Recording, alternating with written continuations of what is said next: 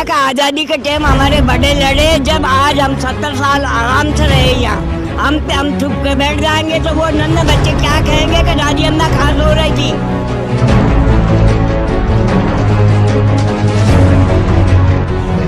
नहीं, मैंने तो नहीं सुना कि कोई पार्षद बनने वाली हूँ और वो आ रही हूँ।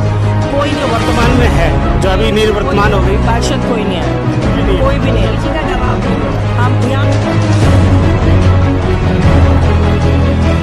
और हमने खोया तो कुछ भी नहीं है, पाया ही पाया है। खोया कैसे नहीं है, इतने आ रहे, इतने नौजवान आ रहे हैं, इनका रोजगार है, इनके सब कुछ है।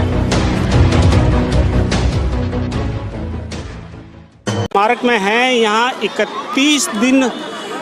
31 तारीख को जो प्रोटेस्ट स्टार्ट हुआ था, उसके आज 32 दिन हो गए, यानी 31 × 24 यानी टोटल 32 दिन हो गए हैं। इन टोटल 32 दिन में एक बुजुर्ग महिला है जिसको दादी अम्मा, शाहीन बाग की दादी अम्मा कहा गया है।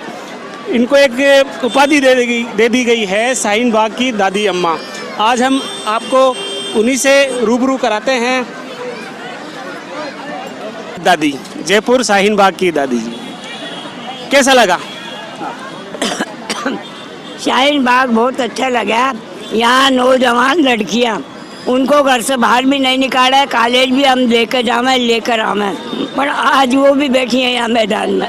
तो पूरे आपको 32 दिन हो गए आपको यहाँ पे? आपको तो घर वर नहीं जाते आप? नहीं, मैं ये NRC, MPR, CA ये कानून काढ़ा है ना, इसको रद्द करवाओ। मैं जब ही जाऊंगी। अच्छा, जब ही जाओगे? जब ही जाऊंगी। ये काला कानून मेरी जिंदगी में मैंने नहीं देखा। अच्छा, मैंने आज़ादी की लड़ाई भी देखी, अमन चैन देखा। आज ऐसा जुल्म आ गया कि मैदान में पटक दिया मैं औरतों को। तो दादी अम्मा उम्र क्या हो गई होगी आपकी? मेरी 80 का करीब है। 80 साल की हैं दादी अम्मा।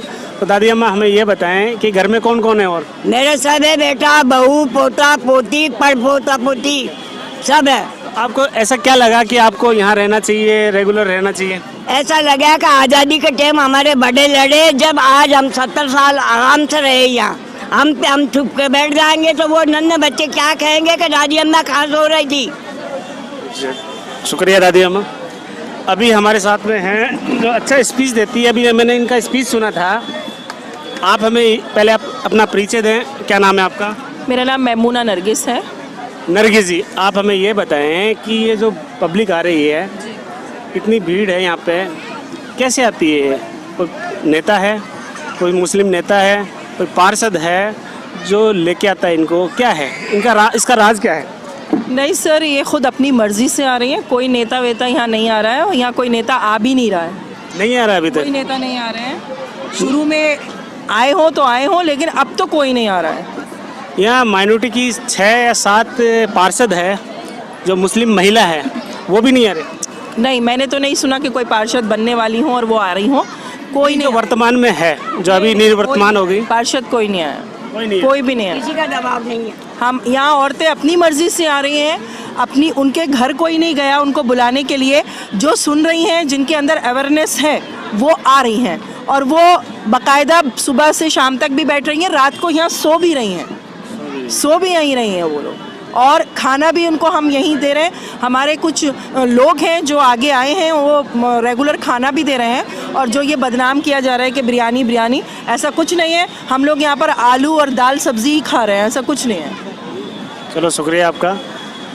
अभी हमारे साथ हैं निशा सिद्धू जी। 32 दिन हो गए, 32 × 24 यानी क्या खोया आपने, क्या पाया इस शाहीन बाग में? हमने खोया तो कुछ भी नहीं है, पाया ही पाया है। खोया कैसे नहीं है, इतने आ रहे हैं, इतने नौजवान आ रहे हैं, इनका रोजगार है, इनके सब कुछ है। तो हमारी नागरिकता ही नहीं रहेगी तो हम रोजगार का क्या करेंगे? उस रोजगार का वो तो वैसे जब हमारा सिटीजनशिप ही हमारे से छीना जा रहा है। पाया ही पाया इसलिए कि हमारी एकजुटता बढ़ी। शुक्रिया उस नरेंद्र मोदी का, शुक्रिया अमित शाह का, हम सबको एक मंच पे लाके खड़ा कर दिया।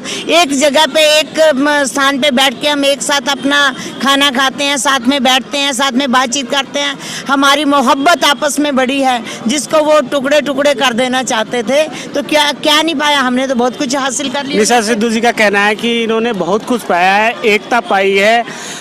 निशा सिद्धू जी, आप हमें ये बताएं कि आपकी जो मध्य प्रदेश गवर्नमेंट कांग्रेस की, यहाँ की कांग्रेस की एनपीआर, काफ़ी लोगों से बात की, इनमें भय है एनपीआर के बारे में, क्या कहना चाहेंगे आप? बेशक ये बात सही है कि जहाँ नॉन बीजेपी सरकारें हैं जिन जिन राज्यों में, उनमें उम्मीदें ज़्यादा हम लोगों ने पाल ली हैं कि एनपीआर वहाँ पे लागू नहीं होगा। ऐसा उन सरकारों ने भरोसा भी दिलाया, क्योंकि मुझे समझ में आता है कि यदि किसी राज्य का मुख्यमंत्री स्वयं आपके बीच में आके उपस्थित होकर ये बात का भरोसा दिलाए कि एनपीआर जो उसमें लागू नहीं करेंगे, तो हमको विश्वास करना चाहिए, विश्वास रखना चाहिए उनके ऊपर। और जहाँ तक छत्तीसगढ़ के मुख्यमंत्री का सवाल है, झारखंड के मुख्यमंत्री का सवाल है, तो झारखंड के मुख्यमंत्री ने तो बहुत अच्छे से खुल के कहा कि नहीं लागू होगा। इसी तरह से बंगाल में भी कहा। और केरला की सरकार तो सबसे पहली सरकार थी वामपंथी जिसने बहुत ही मुखर शब्दों में ये कहा कि हम हमारे प्रदेश में बिल्कुल लागू नहीं करेंगे और सुप्रीम कोर्ट में भी याचिका दाखिल करेंगे। तो मुझे लगता है कि उसी तरह से हम अपेक्षा करते हैं इन सारे राज्यों के मुख्यमंत्रियों से, वो खुल के कहें कि आने वाले दिनों में जो जनगणना होगी वो जनगणना होगी जो पुराना नियम कायदा था उसके अनुसार, ना कि ये जो केंद्र सरकार ने अभी एनपीआर नेशनल पॉपुलेशन रजिस्टर की बात कही है, जो बहुत ही खतरनाक है, जो हमें हमारे नागरिकता के अधिकार से वंचित करेगा। आगे जाके एनआरसी में वो कन्वर्ट होगा। तो इसलिए इनको खुल के और ज़्यादा कहना चाहिए ताकि जनता का भरोसा बना रहे, क्योंकि कोई कोई बीच में कहता है कि नहीं गहलोत सरकार भी हमको शायद धोखा दे रही है। तो मुझे लगता है कि मुख्यमंत्री ने एक बार नहीं 3 बार 4 बार इस बात को कहा है। 22 दिसंबर को शांति मार्च के अंदर कहा, फिर उनसे प्रतिनिधि मंडल मिलने के लिए गया तब उन्होंने कहा, फिर वो यहाँ सबके बीच में आके ये बात कह के गए हैं। तो मुझे लगता है कि किसी राज्य का मुखिया अगर ये बात आके कहता है तो हमको विश्वास रखना चाहिए।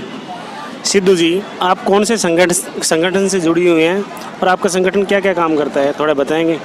जी, मैं भारतीय महिला फेडरेशन से हूँ। ये 1954 में संगठन बना था। अरुणा आसफ अली जिसने तिरंगा फहराया था जब सारे नेता 1942 के आंदोलन में नज़रबंद हो गए थे, तो वो अकेली महिला थी जो बम्बई के आज़ाद मैदान के अंदर खटाखट सीढ़ियाँ चढ़ी और तिरंगा फहरा के आ गई। तो मैं उस संगठन से आती हूँ। उसके बाद सरोजनी नायडू की ग्रैंड डॉटर डॉक्टर के शारदा मनी जो बहुत ही पॉपुलर राइटर हैं, वो भी मेरी राष्ट्रीय अध्यक्ष रही हैं।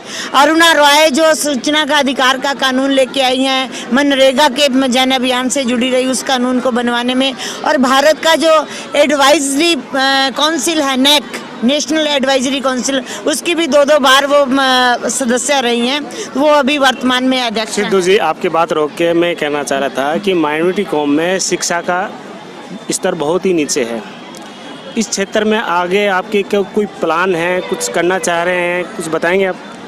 बिल्कुल, मैं आपकी बात समझ के पहले संगठन के बारे में बताना जरूरी था, क्योंकि इसी संगठन से बेगम हमीदा हबीबुल्ला भी आती हैं। शबाना आजम की माँ शौकत आजमी भी इसी संगठन भारतीय महिला फेडरेशन से जुड़ी रही हैं। तो मुझे उसका गुणगान करने में थोड़ा अच्छा लग रहा था कि मेरी मुस्लिम बहनें ये ना माने कि इस संगठन के अंदर मुस्लिम बहनें काम नहीं करती हैं। मीरा तुन्ना नाहर जैसी जो चर्चित लेखिका है वो भी इस संगठन की सदस्य ही नहीं अध्यक्षा भी रही हैं। हमारा संगठन की सदस्यता पूरे भारत में 27 लाख है। 27 लाख औरतों का ये संगठन है। तो औरतों के वो सारे सवालों को लेके काम करता है, आज़ादी के आंदोलन से पहले भी, आंदोलन के बाद भी, चाहे वो उनके वेलफेयर से जुड़े हुए काम न थे, चाहे उनसे जुड़े हुए कानून नीति पॉलिसी की बात थी। हमेशा पार्लियामेंट के अंदर मेरे संगठन की राष्ट्रीय उपाध्यक्ष गीता मुखर्जी ने 1/3 महिला आरक्षण के लिए अपना मंत्री पद छोड़ दिया था जब देवगौड़ा जी की सरकार थी। पार्वती कृष्णन जो चिकमंगलूर से जीत के आती थी वो मेंबर पार्लियामेंट रही हैं, वो भी इसी संगठन की थी। तो मैं आपके संगठन के बारे में तो फिर बहुत चर्चा कर लेंगे। अभी तो आप हमें ये बताएं कि शिक्षा के क्षेत्र में आपके क्या प्लान है?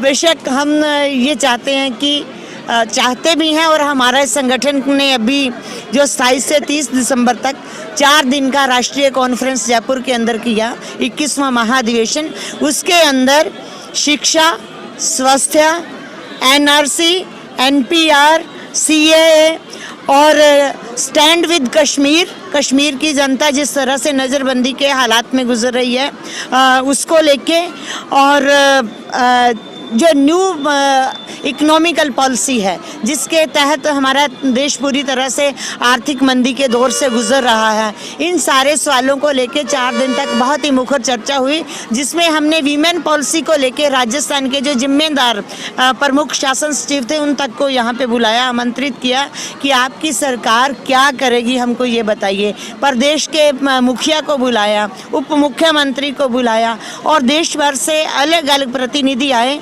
सिर्फ इसी बात पे चर्चा करने के लिए कि आगे आने वाले दिनों में हम किस तरह से राजस्थान ही नहीं पूरे देश के